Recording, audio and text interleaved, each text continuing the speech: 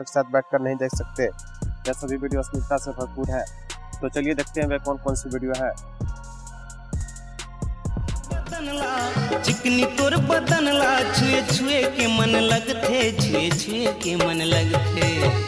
का कहे तोर होठ लाल लाल तोर गोरी गोरी गाल।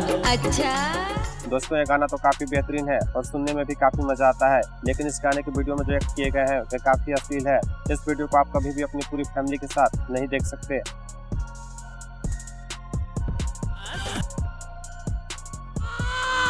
ये पीरावा थे गा सुलावा थे, ये पीरावा थे गा सुलावा थे।